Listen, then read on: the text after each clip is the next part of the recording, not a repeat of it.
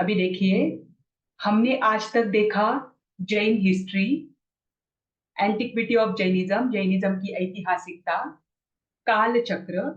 अब हमें देखना है ट्रेडिशन ऑफ तीर्थंकर, तीर्थंकरों की परंपरा। उसमें हम मुख्य रूप से तीन तीर्थंकर ही लेंगे, क्योंकि बीच के 22 तीर्थंकरों के समय ऑलमोस्ट सेम था। पहले तीर्थंकर, 23वें तीर्थंकर और 24वें तीर्थंकर। ठीक। पहले तीर्थंकर के समय लोग तो ऋजु थे, परंतु क्या थे, वो जड़ थे, उनको प्रत्येक बात समझानी पड़ती थी। बीच के 22 के तीर्थंकरों के समय क्या था, रुजु और प्राज्ञ थे, उनको एक बात बता दो तो बाकी की बातें भी समझ में आ जाए। और 24वें तीर्थंकर के समय व्यक्ति कैसे थे, वक्र भी है और जड़ भी है, तो इनको हर एक बात एक्सप्लेन करनी पड़ती है।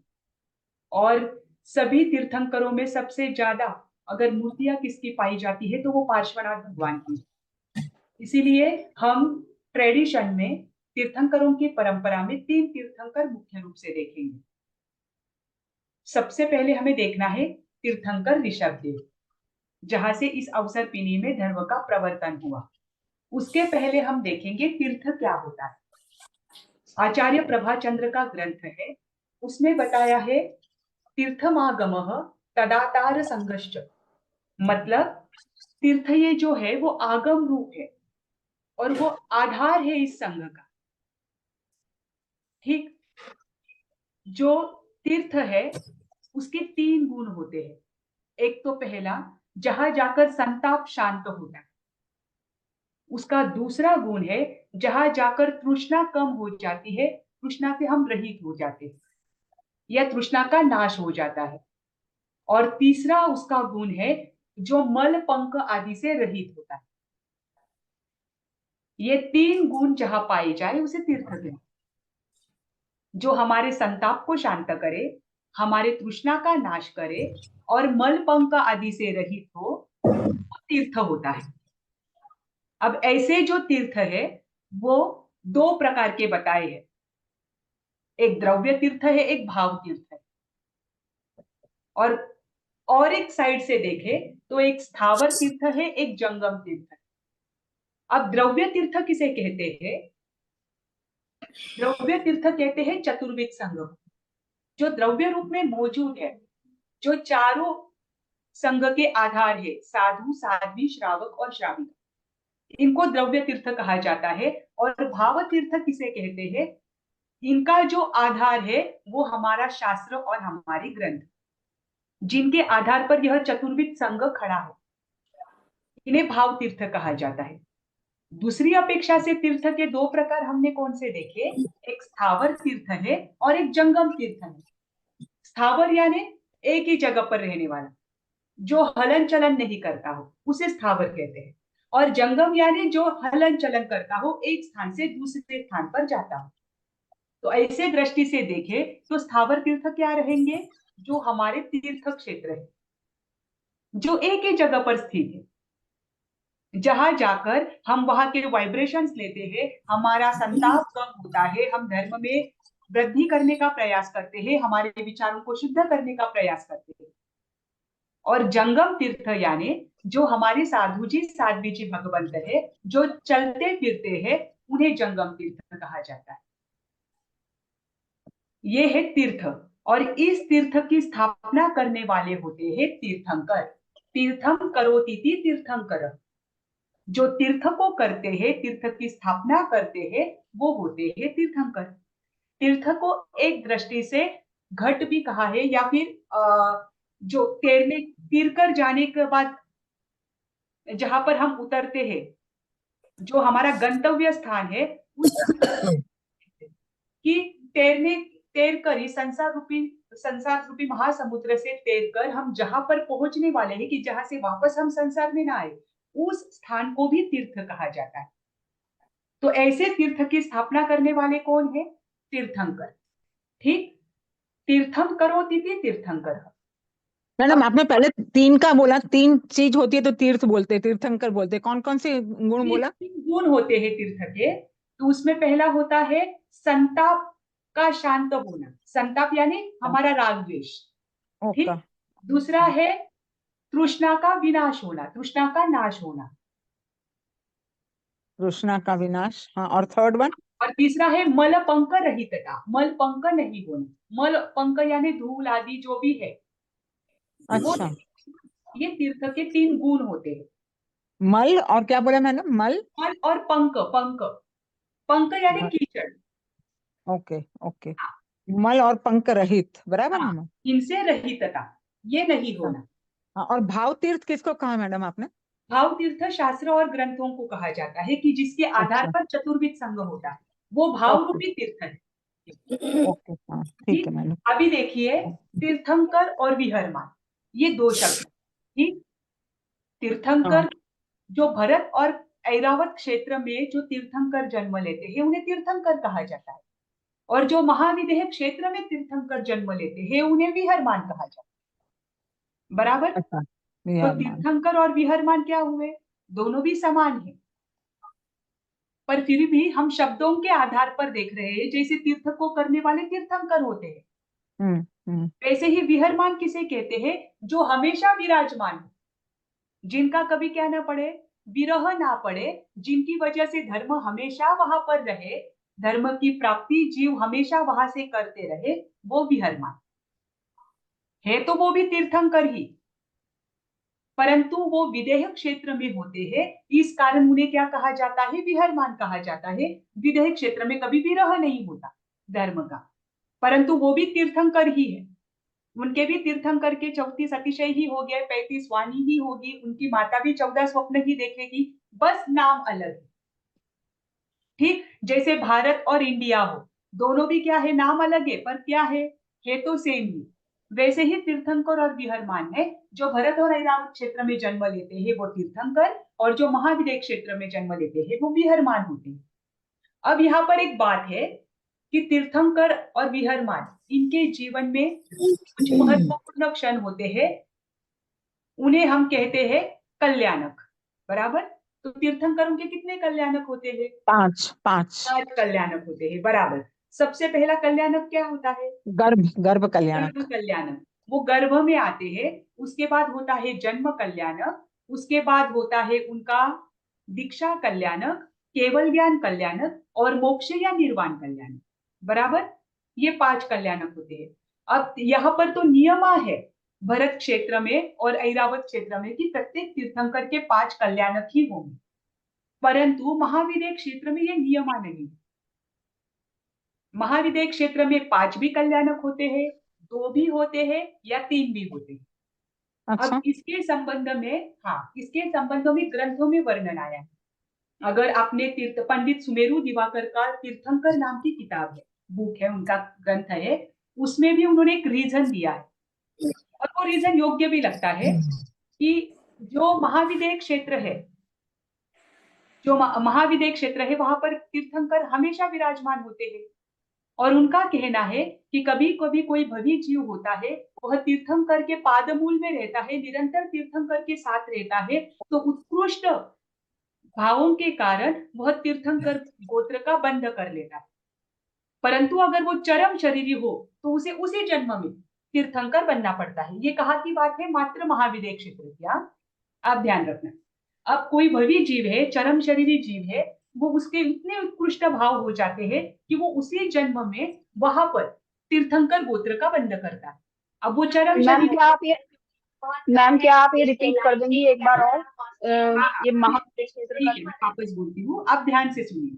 अब महाविदेह क्षेत्र है, महाविदेह क्षेत्र में क्या है? विहरमान निरंतर रहते हैं, तीर्थंकर निरंतर रहते हैं। तीर्थंकर के पादमूल में रहते हुए कोई भवी जीव और चरम शरीरी जीव, चरम शरीरी यानी उसका ये अंतिम शरीर है, इसके बाद उसका जन्म मरण नहीं हो। इसी जीवन में, इसी शरीर के अंतर्गत वो केवल ज्ञान और मोक्ष प्राप्त करेगा, उसे कहते हैं चरम शरीरी। चरम यानी अंतिम। ठीक, वो चरम शरीरी जीव है, वह तीर्थंकर के सानिध्य में रहते हुए जो उत्कृष्ट बोल है उनकी आराधना करता है, और वो भी तीर्थंकर नाम कर्म का बंध कर लेता है। अब उसने तीर्थंकर नाम कर्म का बंध कर लिया, परंतु अब उसका जीवन कैसा है? अंतिम है, चरम शरीरी है। अब उसे तीर्थंकर नाम कर्म को तो भोगना पड़ेगा ना उसी जन्म में, क्योंकि ये तो उसका लास्ट जन्म है। हाँ, तो वहां पर अगर वो तीर्थंकर गोत्र का बंध करता है और वो श्रावक है तो उसके 3 कल्याणक होंगे। उसके बाद तुरंत 3 कल्याणक कौन से होंगे?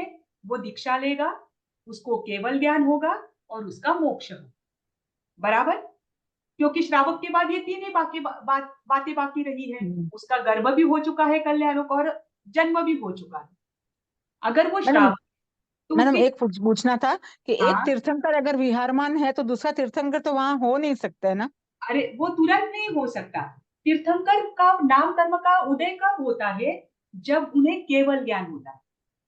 अच्छा, ओके। और दूसरी बात, दूसरा अपवाद उन्होंने दिया है कि 2 कल्याणक महाविद्य क्षेत्र में तीर्थंकर के कब होते हैं? विहरमान के।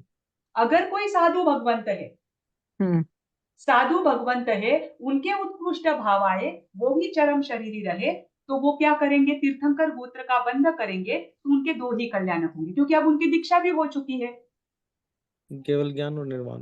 केवल ज्ञान और मोक्ष, ये 2 कल्याणक होंगे। ये बस अपवाद कहा है महाविदेह में, इसलिए महाविदेह क्षेत्र के संदर्भ में बताया है कि वहां पर अगर कोई तीर्थंकर होते हैं यानी विहरमान होते हैं तो उनके 5 कल्याणक भी हो सकते हैं, 2 कल्याणक भी हो सकते हैं, 3 कल्याणक भी हो सकते मैम हेलो। हैं। हाँ, मैम मुझे ये पूछना था कि जैसे आपने कहा कि उसी समय पर हो सकता है, पर एक जगह पर ऐसा भी पढ़ने में आया था कि 84 लाख पूर्व की जैसे उनकी आयु होती है तो पहले से 83 तीर्थंकर मौजूद रहते हैं हर 1 लाख पूर्व के बाद, मतलब उनका आयु बढ़ती रहती है क्योंकि 1 लाख पूर्व उनको रहना है केवल ज्ञान अवस्था में, और जब उनका निर्वाण होगा तो एक को केवल ज्ञान हो जाएगा, ऐसा भी निश्चित नियम है। एक जगह पर हमने ऐसा भी पढ़ा था। तो हाँ, फिर नहीं उस वो वैसा भी है, पर 83 तो नहीं रहेंगे, एट ए टाइम 4 ही रहेंगे।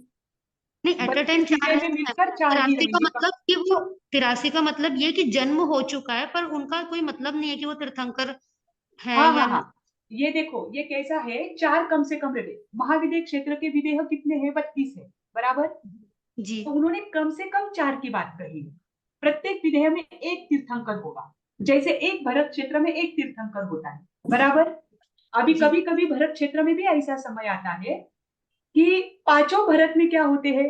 तीर्थंकर होते हैं। जी 5 ऐरावत में भी तीर्थंकर होते हैं। वो अलग अलग क्षेत्र के तीर्थंकर है ना।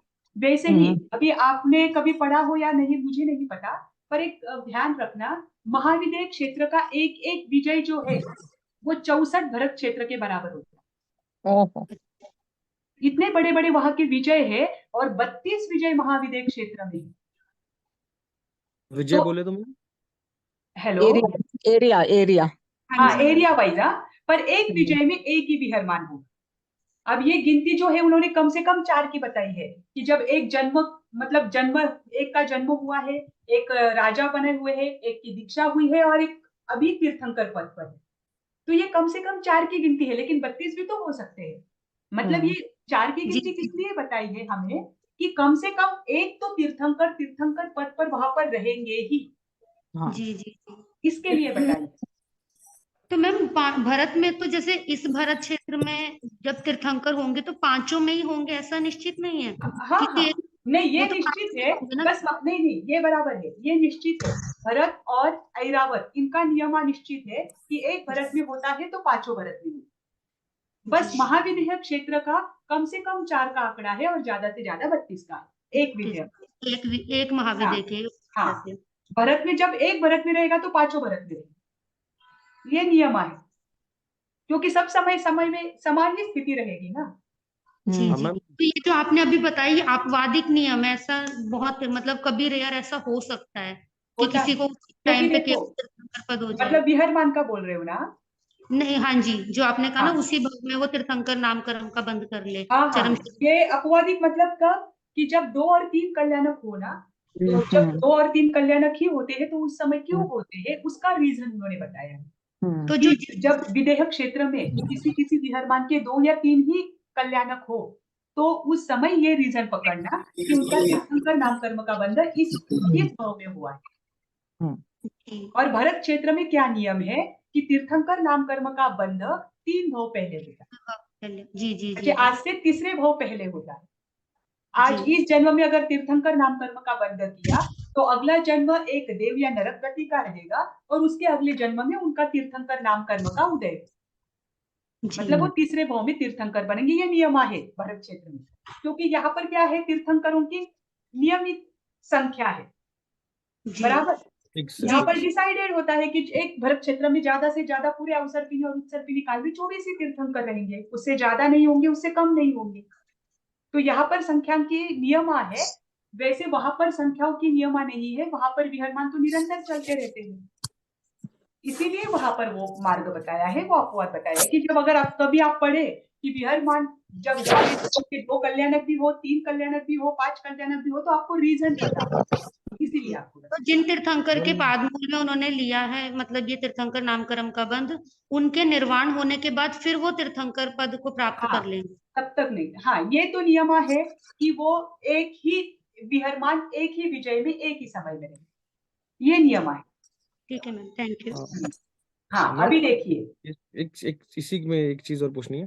तो ये जो हाँ। अपवाद हुआ, इसमें चाहे वो श्रावक हो या फिर मुनि महाराज हो, अगर वो तीर्थंकर नाम प्रकृति का बंद करते हैं तो ये भी कंडीशन होगी साथ में कि उनका शरीर जो है चरम शरीर होना चाहिए, हाँ हाँ तभी हाँ, वो अपने चरम लेंगे, शरीरी हो तो ही ये कंडीशन होगी। तभी होगा ना। ओके, हाँ, वो साधु अगर के लिए चरम भी है, वो शरीरी श्रावक नहीं के लिए भी है। तो तीर्थंकर नाम कर्म का उदय आने में उनके पास समय रहेगा, ये मतलब कंडीशन भी कम ही होगी। हाँ, ये सब भी ध्यान रखना है कि ये कंडीशन कब के लिए है, अगर वो जीव चरम शरीरी है तभी, तभी होगा। क्योंकि अब अंतिम शरीर है ना उनका, उनको तो कर्म उसी भोगने भाव में ही है। उसी भाव में निर्वाण होंगे। हाँ जी, तो तीर्थंकर और विहरमान का अर्थ समझ में आया। अब तीसरा केवली, देखो हम नमो अरिहंतानम कहते हैं, हम अरिहंतों को वंदन नमस्कार करते हैं। तब जब हम अरिहंतों को वंदन नमस्कार करते हैं तो उनमें विहरमान को भी वंदन नमस्कार किया जाता है, तीर्थंकरों को भी किया जाता है। और तीसरे अरिहंत होते हैं केवली। केवली जिनको केवल ज्ञान प्राप्त हुआ है, जिन्होंने अरिहंत पद प्राप्त किया है, परंतु सामान्य व्यक्ति रहते हुए, इनके कोई कल्याणक नहीं होते, बराबर। जरूरी नहीं है कि इनके कल्याणक हो, क्योंकि कल्याणक किसके होते हैं, मात्र तीर्थंकरों के होते हैं। ठीक, तो इनके कोई कल्याणक नहीं होते, एक सामान्य व्यक्ति होते हैं, परंतु ये क्या करते हैं, चरम शरीरी होने के कारण और अपने कर्मों का क्या करते हैं, क्षय करके ये भी क्या करते हैं, केवल ज्ञान को प्राप्त करते हैं, तो ये भी क्या बन जाते हैं, अरिहंत बन जाते हैं। ठीक, परंतु केवली और तीर्थंकर में कुछ अंतर होता है। ऐसे तो बहुत सारे अंतर आपको देखने को मिलेंगे कि केवली क्या होता है, दीक्षा लेने के बाद जब तक उसे केवल ज्ञान नहीं होता तब तक वो क्या करता है, देशना लेता है, पहले दिन बताया। उसके बाद तीर्थंकर क्या करते हैं, जब तक केवल ज्ञान नहीं होता है तब तक मौन रहते हैं, और जिस दिन केवल ज्ञान होता है उस दिन उनका पहली देशना होती है। सामान्य केवली के कोई अतिशय नहीं होते, तीर्थंकरों के अतिशय होते हैं। सामान्य केवली के लिए समूह शरण नहीं बनता है, तीर्थंकरों के लिए समूह शरण बनता है जो देवता निर्मित करते, बराबर। सामान्य केवली जो होते हैं वो चारों गति से आ सकते हैं, तीर्थंकर कौन से गति से आते हैं, देवगति या मनुष्य गति? नहीं, देव या देवगति नरक या गति। नरक, देवगति या नरक गति, दो ही गति से तीर्थंकर आते। ठीक, अभी वो भी मैं बताती हूँ क्यों। तीर्थंकरों की गति जो है वो एक तो आने की देवगति रहेगी या नरक गति रहेगी, क्योंकि तीर्थंकर के जीव ने पिछले जितने भी जन्म है उन जितने भी जन्मों में एक तो पुण्य संचित किया हुआ है या तो पाप संचित किया हुआ है, कुछ भी। प्रत्येक जीव एक पुण्य और पाप दोनों भी संचित करता है। तो अगर आपके पाप संचित किए हुए ज्यादा है पुण्य से तो वो जीव नरक से आता है, और अगर तीर्थंकर के जीव के पिछले जन्मों के जो अनंत भाव हुए हैं उनमें संचित पुण्य ज्यादा है तो वो तीर्थंकर का जीव देवगति से आता है। क्योंकि अगर अभी अब ये तो निश्चित है कि ये तीर्थंकर बनने वाले हैं तो ये मोक्ष में जाने वाले, तो इनका वो अंतिम शरीर रहेगा। तो जितने भी संचित पुण्य और पाप है उनको क्षय करना जरूरी है, और उनका क्षय करने के लिए वो देव या नरक। ठीक, उसमें दूसरा रीजन ये भी है कि तीर्थंकर जन्म से ही किसके धारक होते हैं, 3 ज्ञान के धारक होते हैं, मति ज्ञान, श्रुत ज्ञान और अवधि ज्ञान। और अवधि ज्ञान उनको जन्म से होता है तो वो ऐसे जगह पर रहते हैं कि जहां पर उनको नियमावधि ज्ञान हो। नियमावधि ज्ञान दो ही गति में होता है, एक तो देवगति या नरक गति, और वहां का अवधि ज्ञान लेकर ही वो यहाँ पर जन्मते। वहां पर उनका अवधि ज्ञान नष्ट नहीं होता, वो लेकर यहाँ पर आते हैं। उनका वहां पर अवधि ज्ञान जो होता है वो अप्रतिपाती होता है, कि जो कभी भी खत्म नहीं होने वाला, अब ये क्या होगा, लास्ट में केवल ज्ञान में ही परावर्तित हो जाएगा। मतलब पहले भव से ही वो अवधि ज्ञान के धारक होते हैं और वही लेकर वो क्या होते हैं, यहाँ पर जन्म लेते हैं। ठीक। अब तीर्थंकरों के जो 5 कल्याणक होते हैं, उसमें सबसे पहले आप मुझे बताइए, गर्भ कल्याणक भी है, जन्म कल्याणक भी है, तो अब ये दोनों भी कल्याणक क्यों लिए?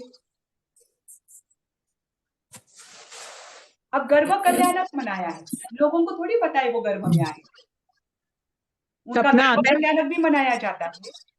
उनकी माता को बताते सपना देवी देवता सपने देखती है ना, उनकी 6 महीने माता हाँ, पहले बस उनकी कल्याण। उनके जन्माष्टमी माता करते हैं ना, सपने देखती, देखिए 6 अभी महीने पहले जन्माष्टमी होती है। वर्धमान चरित्र भी एक किताब है और मुनि सुव्रत काव्य नाम का भी एक ग्रंथ है।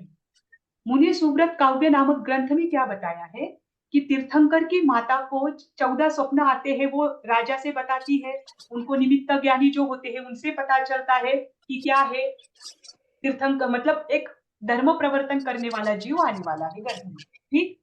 परंतु उस मुनि सुव्रत काव्य में ये बताया है कि तीर्थंकर का जीव जब माता के गर्भ में आता है तब एक परमाणु प्रदेश मात्र भी माता का नहीं बढ़ता, मतलब माता को गर्भ है ये भी कभी दिखता नहीं है, इतना सा भी प्रदेश उनका पेट का प्रदेश नहीं बढ़ता है, वो माता उनके गर्भ में जीव है ये मात्र उनके दोहत से और 14 स्वप्न से जीव जानता है। माता को 14 स्वप्न होते हैं और उनको दोहत होता है कि मैं जगत का कल्याण करूं। इन दोनों के आधार पर सामान्य जीव जानता है या फिर उनके परिवार वाले जो भी है वो जानते हैं कि इनके क्या है, गर्भ में तीर्थंकर का जीव है। मैम 6 तो ये महीने पहले जो रत्नवृष्टि होती है कुबेर के द्वारा, उससे भी तो जान जाएंगे ना सब लोग।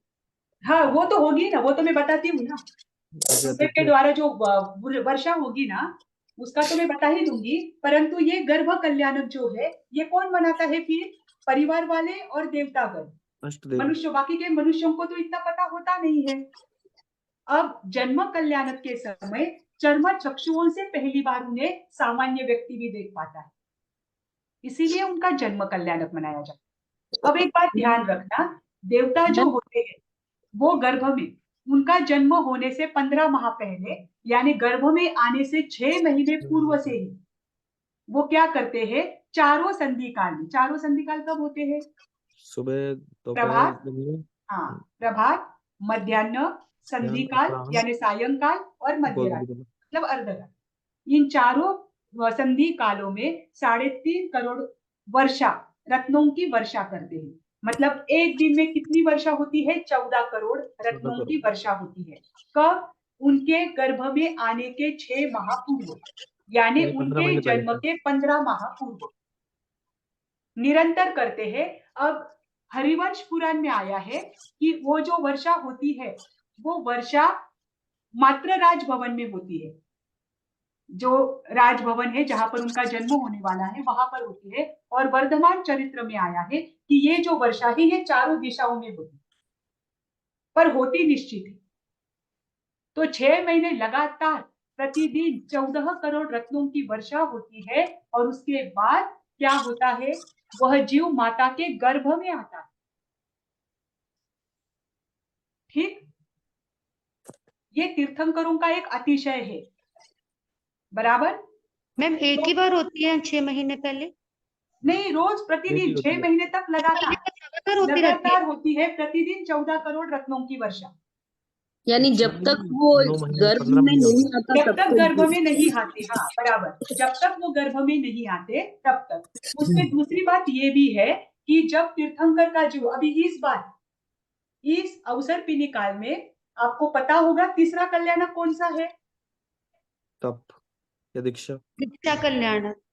नहीं, मैम तीसरा कल्याणक। पहला कल्याणक कौन सा है, गर्भ कल्याण। गर्भ कल्याण। गर्भ हाँ, कल्याण। फिर जन्म गर्भ कल्याण। कल्याणक। दूसरा है जन्म जन्म कल्याण। कल्याणक। जन्म कल्याणक को ही क्या कहा जाता है, च्यवन कल्याणक, च्यवन च्यवन। कल्याण। बराबर। च्यवन कल्याणक क्यों कहा जाता है, मैम च्यवन कल्याणक गर्भ मैम च्यवन कल्याण मतलब गर्भ कल्याण। हाँ बराबर गर्भ बराबर, कल्याण। गर्भ कल्याणक मतलब च्यवन कल्याणक। तो च्यवन क्यों हाँ। कहा गया, देखो दो शब्द जी। होते हैं, च्यवन और उपपात। जी। च्यवन का अर्थ क्या होता है? नीचे आना, और उपपात का अर्थ क्या होता है? यहां से ऊपर जाना। जब कोई मनुष्य मरकर देवगति में यानी ऊपर की गति में जाता है तो हम क्या कहते हैं? उसका देवगति में उपपात हुआ, बराबर। और जब कोई देवगति से जीव नीचे आता है मनुष्य और तिर्यंच में, उसका होता है च्यवन, च्यवन का सही है। बराबर। च्यवन मतलब स्पेल आउट कीजिए मैम, मतलब क्या वर्ड है? चेवेरे और क्या? च्यवन च्यवन क्या? च्यवन च्यवन। च्यवन यानी नीचे आना। तो हम च्यवन कल्याणक मनाते हैं, हम उपपात कल्याणक मनाते हैं क्या? आपने कभी सुना क्या उपपात कल्याणक? नहीं नहीं नहीं, सुना। आपने च्यवन कल्याणक सुना। क्यों? क्योंकि इस भरत क्षेत्र के 24 के 24 तीर्थंकर देवगति से आए हुए, कोई भी नरक गति से नहीं आया। अगर नरक गति से आते हैं तो वो ऊपर आते, ये ऊपर से नीचे आए हैं, देवगति से मनुष्य गति में आए हैं, तो इसीलिए उनका च्यवन कल्याणक होता है। ठीक। तो तीर्थंकरों के 5 कल्याणक होते हैं। सबसे पहला होता है जन्म कल्याणक यानी च्यवन कल्याणक। दूसरा है जन्म कल्याणक, उनके जन्म के पूर्व ही क्या होता है? 15 माह पूर्व ही रत्नों की वर्षा होती है, जिस कारण से सभी जीव जान जाते हैं कि क्या होने वाला है, एक महापुरुष और तीर्थंकर का जीव यहाँ पर आने वाला है। तीर्थंकरों को भी देवगति में जब वो रहते हैं या नरक गति में जब वो रहते हैं तो 6 माह पूर्व ही सबको पता चलता है, वो भी अवधि ज्ञान से देख लेते हैं कि 6 माह के बाद क्या है, मेरा मनुष्य का भव शुरू होगा। तो 6 महीने पूर्व देवों के बारे में कभी आपने सुना होगा तो आपको पता होगा कि देवताओं की जब 6 माह की आयु शेष रहती है तब क्या होती है? देवताओं की शरीर की तेज, दिव्य तेज भी क्या होने लगता है? कम होने लगता है। उनकी माला जो है गले की वो भी सूखने लगती है। पूरे जीवन में कभी नहीं सूखती है, परंतु अंतिम 6 महीने में क्या हो जाती है? उनकी माला भी सूखने लगती है। परंतु तीर्थंकरों के साथ ऐसा कुछ नहीं होता, ना उनकी माला सूखती है और ना ही उनके शरीर की दिव्य तेज जो कांति है वो कम होती है, उल्टा वो बढ़ती जाती है, क्योंकि इसके आगे का जो भव है वो उनका तीर्थंकर का। ठीक। अब तीर्थंकर जीव कैसे बनता है? श्वेतांबर परंपरा में दिया है कि जो जीव तीर्थंकर नाम कर्म का बंध करता है उसके 20 बोल है। इन 20 बोलों में से कईयों की अगर हम उत्कृष्ट आराधना करेंगे तो हम तीर्थंकर नाम कर्म का बंध कर सकते हैं। और वहीं पर दिगंबर परंपरा में 16 तीर्थंकर के बोल दिए हैं कि इन 16 बोलों में से सबकी या कुछ की अगर हम उत्कृष्ट रूप से आराधना करें तो हम क्या कर सकते हैं? तीर्थंकर नाम कर्म का बंध कर सकते हैं।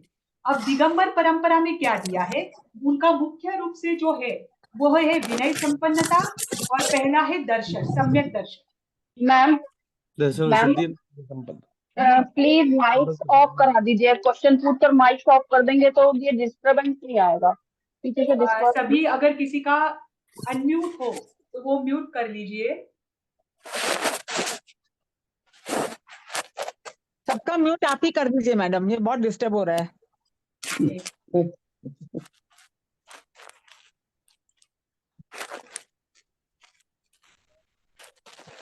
हाँ,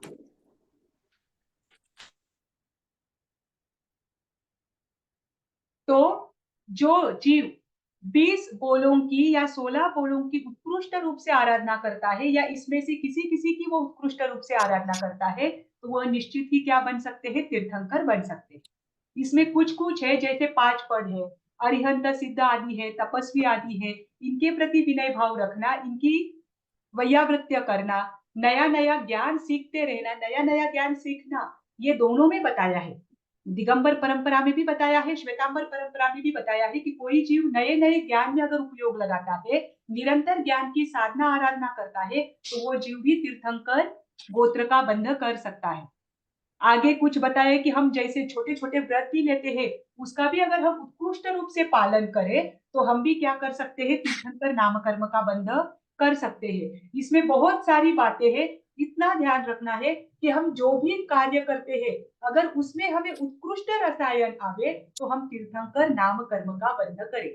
फिर उत्कृष्ट रसायन का आना मतलब इतना उत्कृष्ट भाव हो जाना कि उस समय सबसे उच्च तीर्थंकर नाम कर्म का बंध कौन सा है? तीर्थंकर नाम कर्म। तो उस समय इतने उच्च भाव होते हैं कि हम उच्च नाम कर्म का ही बंद करेंगे और वो रहेगा तीर्थंकर नाम कर्म। अभी एक समय में कितने तीर्थंकर ज्यादा से ज्यादा और कम से कम हो सकते हैं, वो 100 देखिए। कम से कम कितने तीर्थंकर होते हैं? अगर आपने कभी प्रतिक्रमण सबका कंठस्थ, 20 20 मैडम। हाँ, कम से कम 20 है और ज्यादा से ज्यादा कितने हो सकते हैं? 170 170 हो सकते हैं। अब कम से कम 20 किसकी अपेक्षा से हो सकते हैं? महाविद्य क्षेत्र। हाँ, पर कैसे कैसे जानेंगे, बताइए।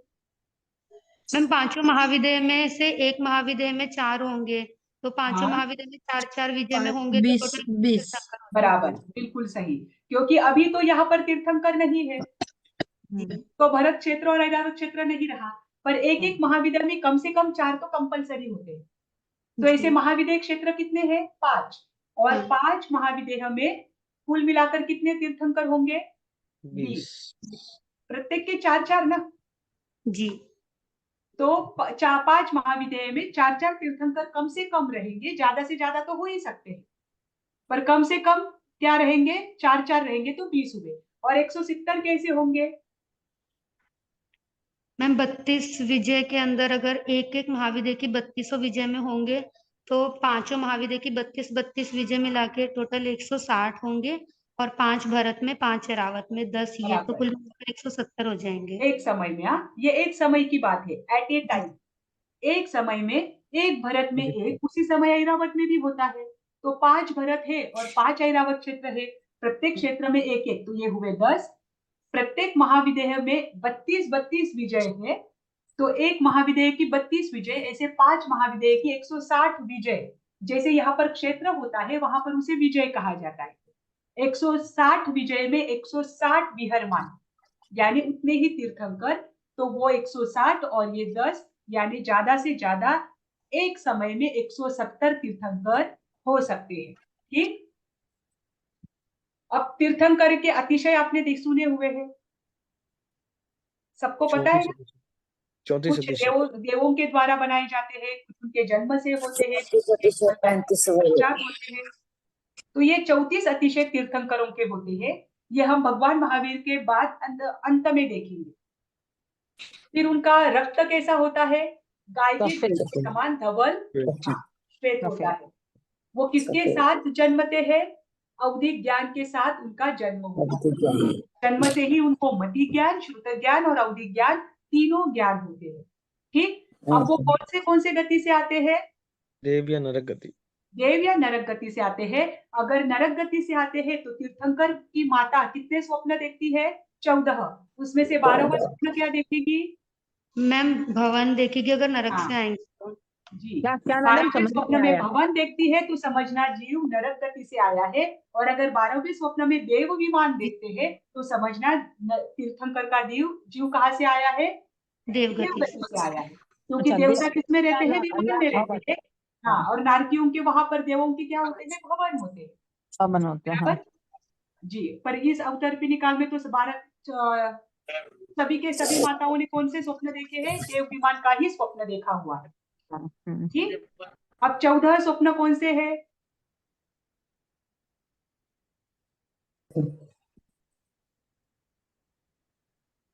मैं आपको एक दृष्टांत बताती हूँ, आप ध्यान से सुनिए। हाँ, आपने कभी सुना भी होगा, पर सुन ले।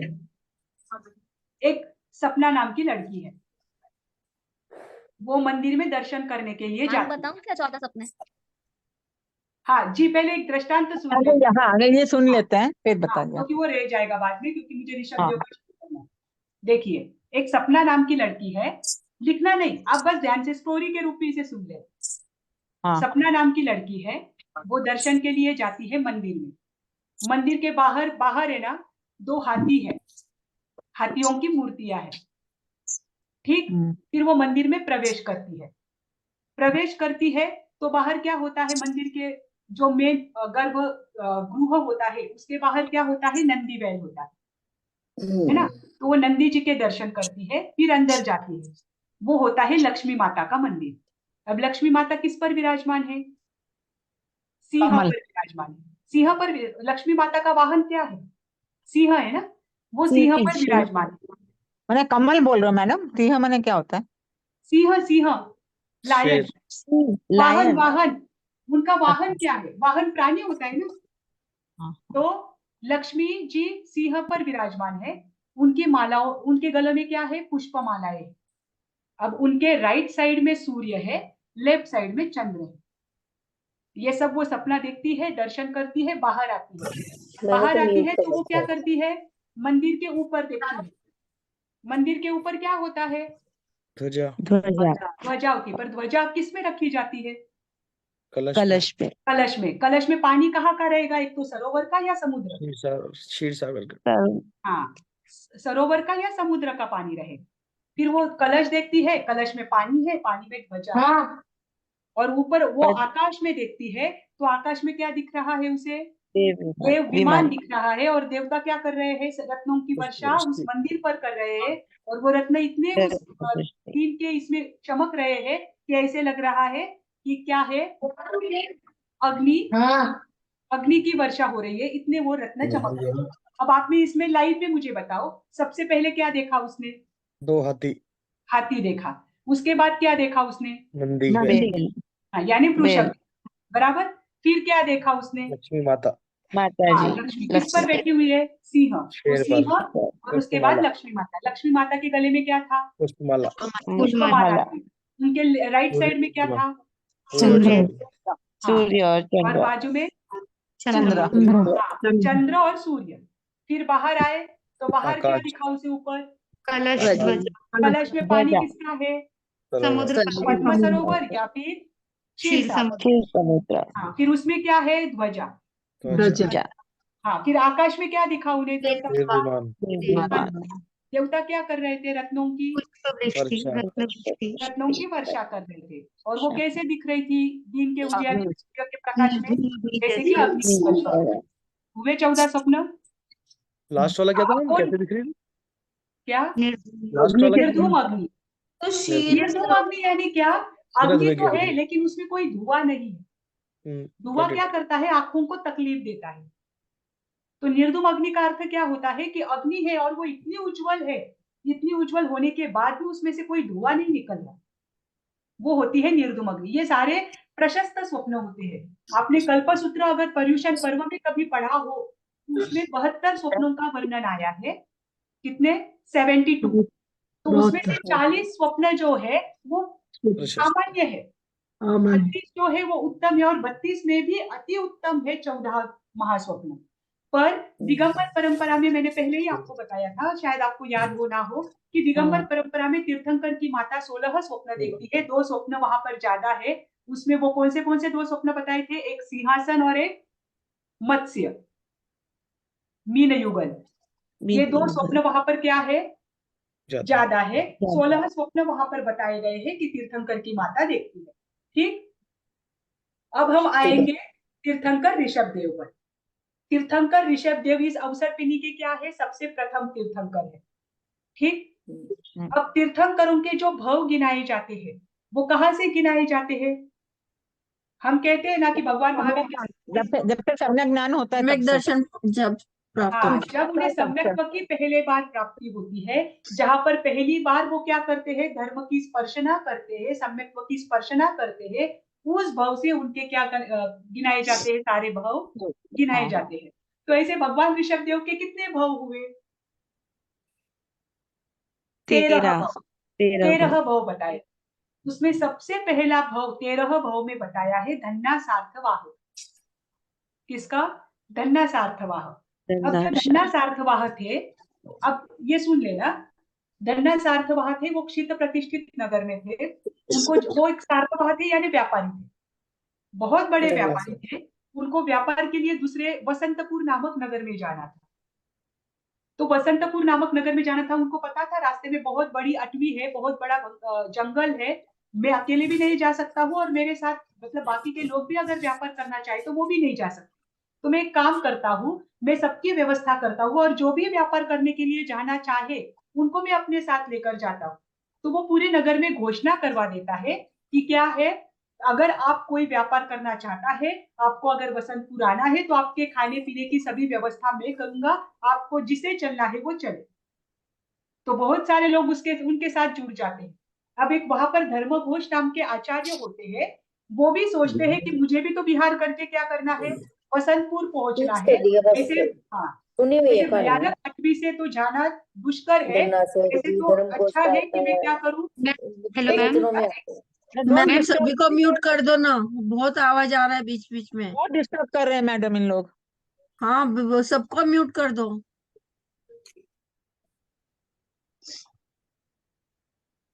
खुद ही चली गई बेचारी।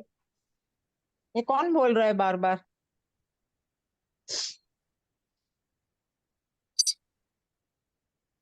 तभी से रिक्वेस्ट है कृपया अनम्यूट जब कर कोई देती हूँ, क्वेश्चन पूछना हो कोई तभी अपने आप को कोई अनम्यूट उसको करें। अनम्यूट ना करे।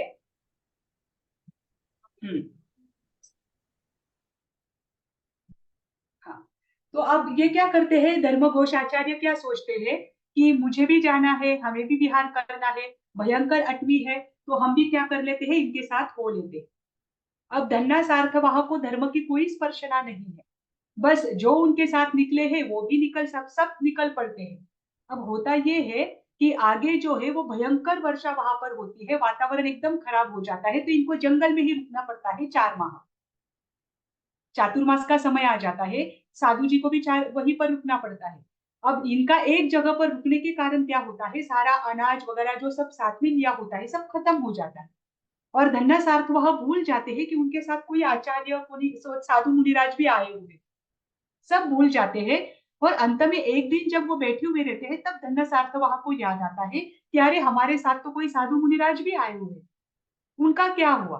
तो वो बेचते हैं अपने दूध को, तो ये तो इनके तपश्चर्या में है, क्योंकि अब ये तो दूषित आहार खा नहीं सकते, सब तो कंदमूल आदि पर जी रहे हैं क्योंकि अनाज खत्म हो गया। तो दूध बोलता है उनको आकर कि वो तो उनकी तपश्चर्या कर रहे हैं। धन्ना सार्थवा को बहुत बुरा लगता है कि मैंने ध्यान भी नहीं रखा, मेरे साथ वो आए हुए थे, साधु मुनिराज है। उन्हें पश्चाताप होता है, वो उनके दर्शन के लिए आ जाते हैं, दर्शन के लिए आ जाते हैं। सुनिए, धन्ना सार्थवाह को वहां पर धर्म की कोई भी जानकारी नहीं है, धर्म क्या है ये तक उनको पता नहीं है, परंतु अंदर विनय बहुत है।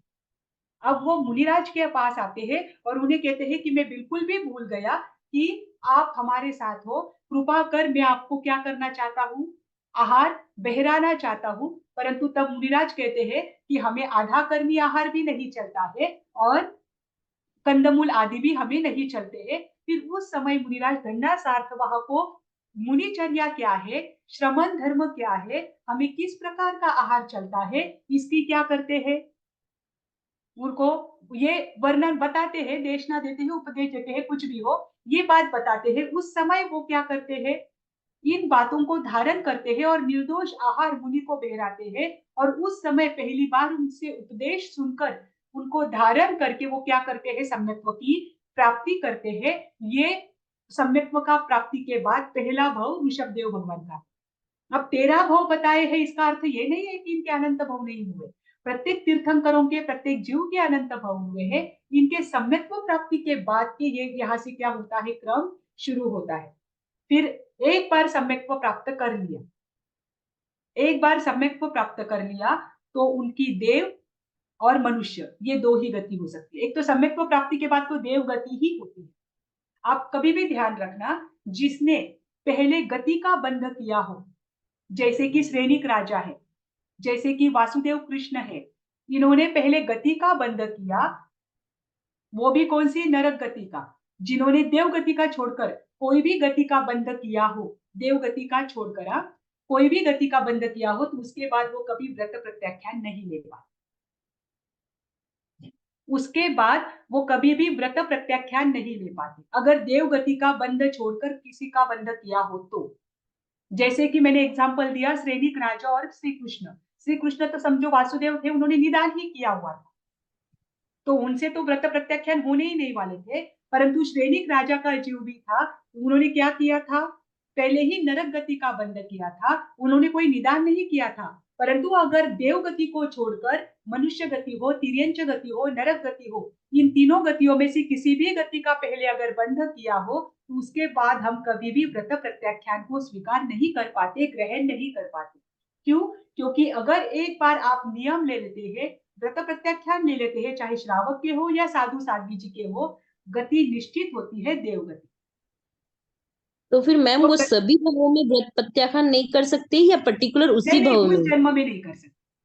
ओके देखो मैम। अभी जो ऋषभ देव का जीव है, उन्होंने क्या किया, धन्ना सार्थवाह के इसमें व्रत प्रत्याख्यान लिए, भले ही छोटे लिए, एक व्रतधारी है, एक ही व्रत लिया, पर उन्होंने व्रत प्रत्याख्यान लिया तो उनका गति कौन सी हुई, देवगति। अब देवगति में व्रत प्रत्याख्यान करेंगे क्या, नहीं कर सकते, तो वो कहाँ आएंगे वापस, मनुष्य गति में, क्योंकि देवगति से मरकर वापस जो देवगति में भी नहीं जाता। ठीक, मनुष्य गति में आएंगे, मनुष्य गति में वापस गति के बंध के पहले ही उन्होंने व्रत प्रत्याख्यान कर लिया या फिर देवगति का बंध किया, तो उस समय वो व्रत प्रत्याख्यान करके वापस देवगति में जा सकते हैं। पर ये नियम ध्यान रखना कि अगर उन्होंने मनुष्य गति का पहले बंध किया है, नरक गति का बंध किया है या तिर्यंच गति का पहले बंध किया है, इन तीनों गति में से किसी भी एक गति का बंध किया है, तो उसके बाद वह जीव व्रत प्रत्याख्यान नहीं ले पाता है, क्योंकि अब उसके गति का बंध हो गया है और व्रत प्रत्याख्यान वो करेगा तो क्या होगा, देवगति का बंध वापस नहीं हो सकता। करेक्ट मैम, थैंक यू इसीलिए मैम। सैनिक राजा का नरक गति के बंध के बाद व्रत प्रत्याख्यान लेना नहीं हुआ। सम्यक्त्व की प्राप्ति तो हुई, सम्यक्ति तो वो बने, परंतु व्रत प्रत्याख्यान को ग्रहण नहीं कर पाए, ठीक, क्योंकि नरक गति का बंध था। ये नियम है, व्रत प्रत्याख्यान ग्रहण करते हैं अगर मन से, मन वचन काया से हम उनका पालन करते हैं तो गति देव गति ही होती है, श्रावक की भी और साधु जी की। ठीक, तो अब ये इनका पहला, यहां से इनकी क्या हुए, भव परंपरा शुरू हो गई। इसके बाद इन्होंने देवगति का बंध किया, देवगति का बंध करके पुनः मनुष्य गति में आए, वापस देवगति में गए, ऐसे करते करते इनका 9वां भव आया। 9वां भव था जीवानंद वैद्य का। कौन सा भव था, जीवानंद वैद्य का। अब इसका शॉर्ट में सुन लीजिए, जीवानंद वैद्य है, वैद्य है यानी क्या है, डॉक्टर है, करेक्ट। जीवानंद वैद्य है, उसके साथ उसके 4 मित्र हैं, एक राजपुत्र है, महीधर नाम है उसका, ब्राह्मण पुत्र है, पुरोहित का पुत्र है, और एक उनके और एक कोई है, मुझे वो याद नहीं है, पर 4 मित्र है। अब ये 4 मित्र भी मैं आपको क्यों बता रही हूँ, क्योंकि उनका आगे संबंध आएगा। तो वो जीवानंद वैद्य मुख्य है। अब जीवानंद वैद्य जो है वो वैद्य का पुत्र है।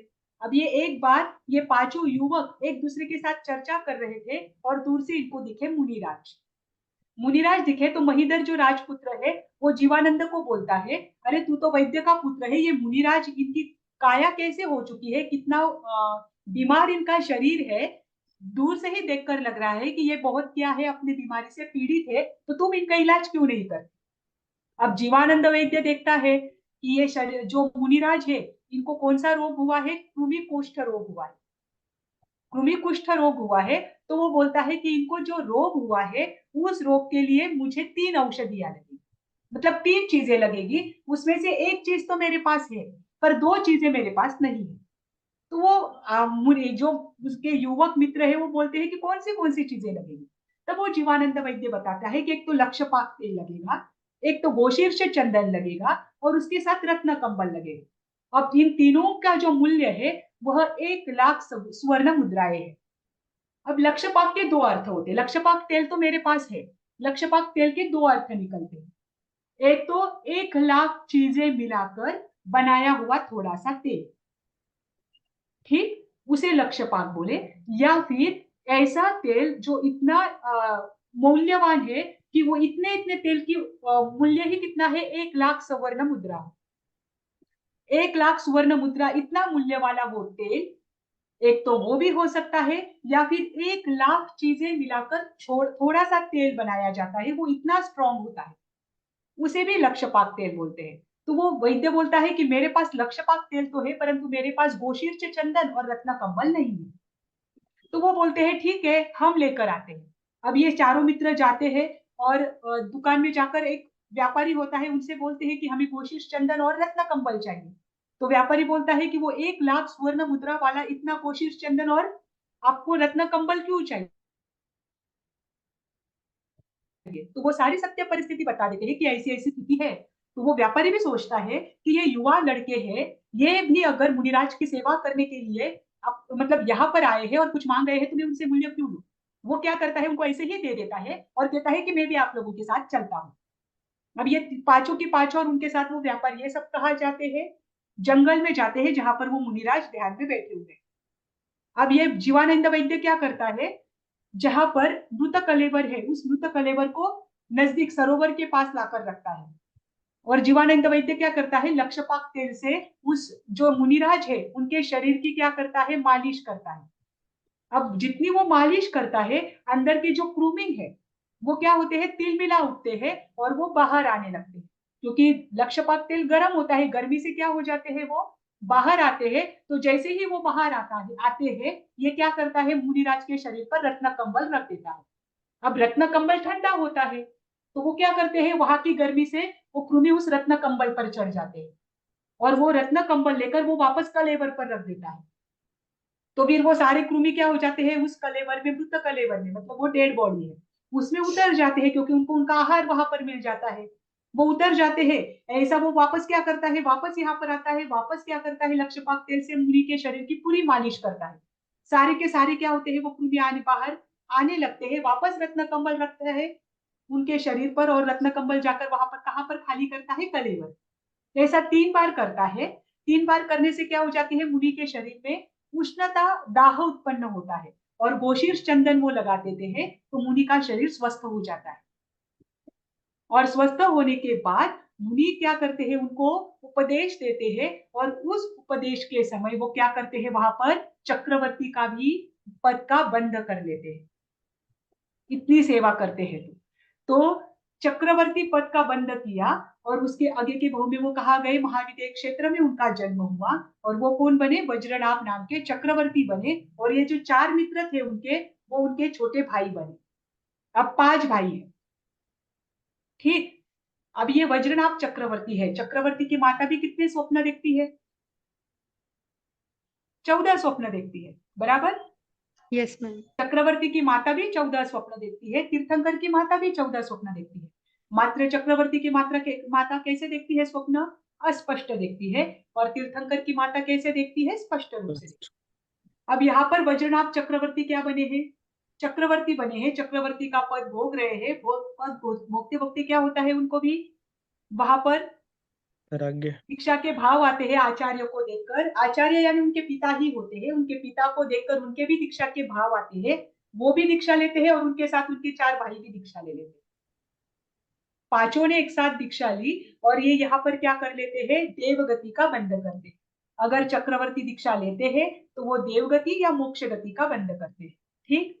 अब ये देवगति का बंध करते हैं, उनके 4 जो भाई है वो भी उनके साथ देवगति का बंध करते हैं, और ये पांचों देवगति में जाते हैं। उसमें जो वज्रनाभ चक्रवर्ती है वो सर्वार्थ सिद्ध जो देव है वहां पर जाते हैं। अब सर्वार्थ सिद्ध अनुत्तर विमान में वही जीव जन्म लेते हैं जिनको मनुष्य का एक क्षण का आयु कम पड़ गया केवल ज्ञान प्राप्ति में, ठीक। यहाँ पर अगर वो वज्रनाभ चक्रवर्ती थे, उस समय अगर उनको एक क्षण का भी आयु ज्यादा मिल जाता तो उनको तुरंत केवल ज्ञान हो जाता, इतनी उत्कृष्ट भावधारा उनकी बन गई थी। परंतु आयुष्य कम पड़ गया, इसीलिए क्या हुआ, उनको केवल ज्ञान नहीं हुआ, और आयुष्य कम पड़ा तो इतना बड़ा जन्म वहां पर उनको मिला। सर्वार्थ सिद्ध में सबसे ज्यादा उम्र होती है 33 सागरोपम की। इस 33 सागरोपम में न जाने कितने जीव क्या हो जाएंगे, भव्यता को प्राप्त कर लेंगे, बराबर।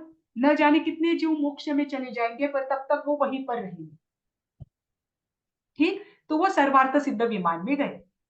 अब इसमें भी एक बात ध्यान रखना, उनके साथ उनके भी 4 भाई वहां पर गए हैं। सर्वार्थ सिद्ध विमान में एक भवावतारी ही जीव होते हैं, मतलब उनका अब एक ही भाव बाकी है, पर वो एक भाव कब आएगा वो नहीं पता, क्योंकि 33 सागरोपम बहुत लंबी आयु है। इसके संदर्भ में एक जगह पर भी आया है कि तीर्थंकर का जन्माभिषेक 64 इंद्र करते हैं, बराबर। और सारी बातें सबसे पहले किसे पता चलती है, सौधर्मेंद्र को पता चलती है ना, सौधर्मेंद्र और उनकी इंद्राणी होती है। अब ध्यान रखना, क्योंकि आप 33 सागरोपम के बाद में काउंटिंग करना, सौधर्मेंद्र और इंद्राणी ये दोनों भी एक भवावतारी होते हैं। इन दोनों को पता चलता है, तो तीर्थंकर का जन्माभिषेक हो, उनकी माता की सेवा हो, तीर्थंकर की सेवा हो, उनको जो भी है वो इंद्र और इंद्राणी ही करते हैं, ठीक। अब सौधर्मेंद्र की उम्र होती है 2 सागरोपम से ज्यादा, मात्र 2 सागरोपम, और इंद्राणी की उम्र होती है 5 पल्योपम से अधिक। उम्र किसकी कम है? इन सौधर्मेंद्र की। इंद्राणी की, है ना, और ज्यादा किसकी है? सौधर्मेंद्र। सौधर्मेंद्र की उम्र 2 सागरोपम है, इंद्राणी की उम्र 5 पल्योपम है। ठीक, अब दोनों भी एक बहुअवतारी है, दोनों भी तीर्थंकर की इतनी सेवा करते हैं कि दोनों भी क्या करने वाले हैं? निश्चित आगे मोक्ष को ही प्राप्त करने वाले हैं। मोक्ष में पहले कौन जाएगा? सौधर्मेंद्रानी। इंद्राणी जाएगी, इंद्राणी जाएगी, बराबर। क्यों पहले वो जाएगी? उनका आयुष्य कम है। हाँ, तो देवगति में आयुष्य जितना ज्यादा होता है उतना देर होती है। एक क्षण का आयु कम पड़ा तो उनको कितने आयु मिल गया? 33 सागरोपम। 33 सागरोपम, मतलब पल्योपम भी नहीं है, 33 सागरोपम। इसमें कदाचित ऐसा हो जाए कि 5वें आरे में जन्म हुए जीव पहले मोक्ष में चले जाए, बराबर। क्योंकि 5वें आरे में अंतिम समय में जो दुप्पसह आचार्य है या फिर भावलिंगी जो आचार्य है वो मोक्ष में जाएंगे तो उनकी देवगति में जाएंगे तो उनकी वहां पर उम्र कितनी रहेगी? 1 सागरोपम। वहां से वो महाविदेय में जाएंगे और वहां से वो मोक्ष प्राप्त करेंगे। तो ऐसा भी हो सकता है कि उनके पहले बाद में जन्म लेने वाले जीव भी मोक्ष में चले जाए, बस एक क्षण का आयु कम पड़े, बराबर। तो वहां पर 33 सागरोपम की आयु सर्वार्थ सिद्ध विमान में भगवान ऋषभ देव के जीव की होती है, और उनके साथ उनके 4 भाई जो थे वो भी उनके साथ होते हैं। अब उसके बाद उनका यहाँ पर क्या होगा? जन्म होगा, ठीक, जन्म कल्याणक होगा, और आगे यही 4 भाई उनकी बेटे और बेटियां बनेंगी। जो भरत, बाहुबली, ब्राह्मी और सुंदरी है, यही क्या थे? उनके 4 सहोदर भाई थे। अभी उनका जो आगे का है वो हम समय आने पर देखेंगे, क्योंकि शायद आपकी गंधर्वाद की क्लास है 8 बजे, है ना। मैम आपने एक मौनी सूरत काव्य बताया था, इसके रचयिता कौन है? इसके रचयिता तो मैं अभी तो नहीं बता सकती, लेकिन मैं आपको देखकर बताती हूँ। ये मैम श्वेतांबर परंपरा का ग्रंथ है या दिगंबर परंपरा का ग्रंथ है? ऐसा तो नहीं कह सकते किसका है, क्योंकि उसमें मुझे ओके ऐसे कुछ दिखा नहीं, पर फिर भी मुझे ऐसे लगता है दिगंबर परंपरा का हो सकता है। ओके श्वेतांबर परंपरा के त्रिषष्टि शला का पुरुष है, जी। जैन धर्म का मौलिक इतिहास है। ये ग्रंथ श्वेतांबर परंपरा के है, लेकिन तिलोय पन्नती है या फिर वर्धमान चरित्र है, ये दिगंबर परंपरा के ग्रंथ है। तो मुनि सुब्रत काव्य भी दिगंबर परंपरा का हो सकता है। और जो आपने 13 भाव बताया आदिनाथ भगवान के, ये भी किस अनुसार बताए हैं? ये श्वेतांबर परंपरा के अनुसार 13 भव है। जी ठीक। Excuse me ma'am. क्योंकि भवों में अंतर बहुत बार आता है, भगवान महावीर को जी लेकर भी भवों में अंतर है। वहां पर दिगंबर परंपरा में जी 34 जी। भव है, श्वेतांबर परंपरा में 27 भव है। तो भवों का अंतर तो हो जाता है, कभी कभी नाम भी चेंज आ जाते हैं। तो मैम जैसे आपने बोला कि एक्सक्यूज मी केवल मैम। सौदामिंद्र और इंद्राणी को पता चलता है अगर भगवान का जन्म होता है। दिगंबर परंपरा में ऐसा आता है कि जब भगवान का जन्म होता है तो एक क्षण के लिए नरकों में भी शांति छा जाती है। नहीं, सबको सभी पता जगह चल पर जाता है है, कि ये ये सभी सभी जगह जगह पर है है, या नहीं, वही पूछना था कि सबको ये पता सभी चलता जगह है पर है कि कि एक क्षण के लिए उनका भी अंधकार नष्ट हो जाता है, एक क्षण के लिए उनको भी शांति मिलती है। जी जी। ये दोनों परंपरा में मान्यता है। ठीक, अगर तीर्थंकर के वाणी के विरुद्ध जय कुछ जयनाथ। कहना हो तो मिच्छामि। आप सभी को सादर जय जय।